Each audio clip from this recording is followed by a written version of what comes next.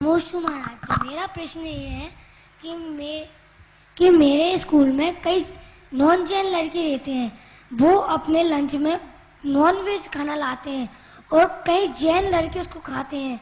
तो महाराज जी और वो मुझसे कहते तो उसकी दोस्त क्यों नहीं बनता, और सर लोग भी कहते हैं, तो उस समय हम करें तो करें क्या? बहुत देखिए, इस बच्चे ने आज सुबह सुबह अपना दर्द मेरे सामने प्रकट किया। मैंने कहा तुम ये सवाल शाम को पूछना, ताकि तुम्हारे माध्यम से पूरा देश इसको जान सके। ये समाज की तस्वीर है। कौन सी क्लास में पढ़ते हो बेटे?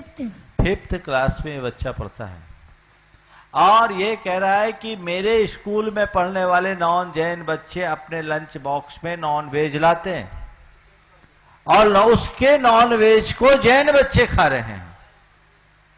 देखिए समाज कहां जा रही है। फोर्थ क्लास का बच्चा है। ऐसे कई बच्चे होंगे, और इसने मुझे बताया कि मेरे साथ पढ़ने वाले अधिकांश बच्चे खाते हैं, जिनकी उनसे दोस्ती है। दोस्ती के नाम पर ये चीजें खाई जाती है, खिलाई जाती है। टीचर्स भी प्रेरित करते हैं। जो बच्चे इतने कम उम्र में एक बार इनको खाना शुरू कर देंगे, वो जिंदगी में फिर कभी शाकाहारी नहीं बन पाएंगे। मैं देश भर के सभी अभिभावकों से कहना चाहता हूं कि आप अपने बच्चों की केवल शिक्षा की चिंता न करें, उनके संस्कारों को भी ध्यान में रखें, उनके धर्म को भी ध्यान में रखें। ये जहां से पढ़ने आया है, वहां के लोग भी इस कार्यक्रम को सुन रहे होंगे। ये तो केवल एक उदाहरण है।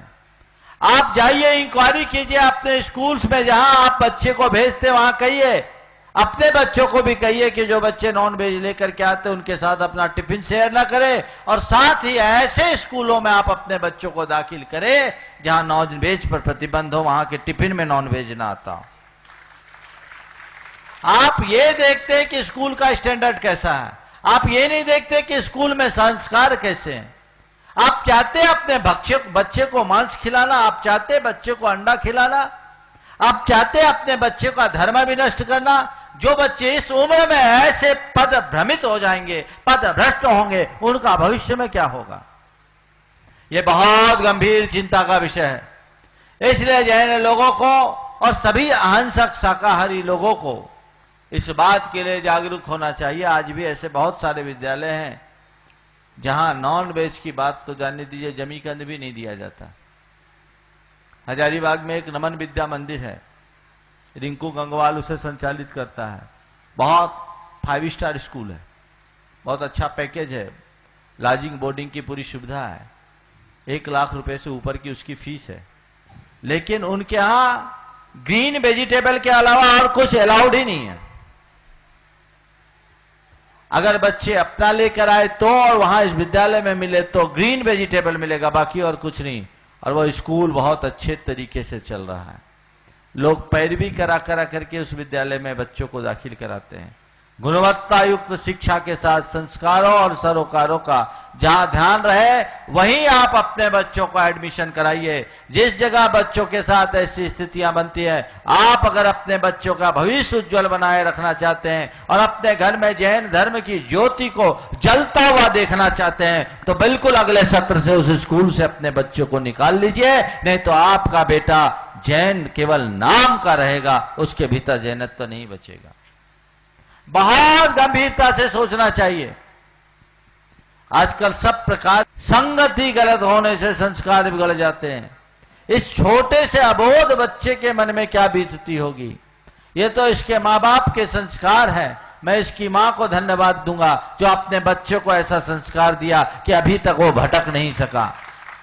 और बेटा तेरे को आगे भी आशीर्वाद है कि कभी मत भटकना, बल्कि जाकर के जितने बच्चे खाते हैं उनके पेरेंट्स से कहो कि आपका बेटा भटक रहा है, जैन होकर के जैन धर्म पर कलंक लगा रहा है, उसको आप मुक्त कराओ।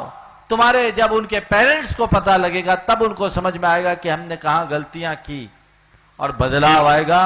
समाज में इस दिशा में व्यापक जागरूकता की आवश्यकता है। ये बहुत पीड़ादायी बातें हैं।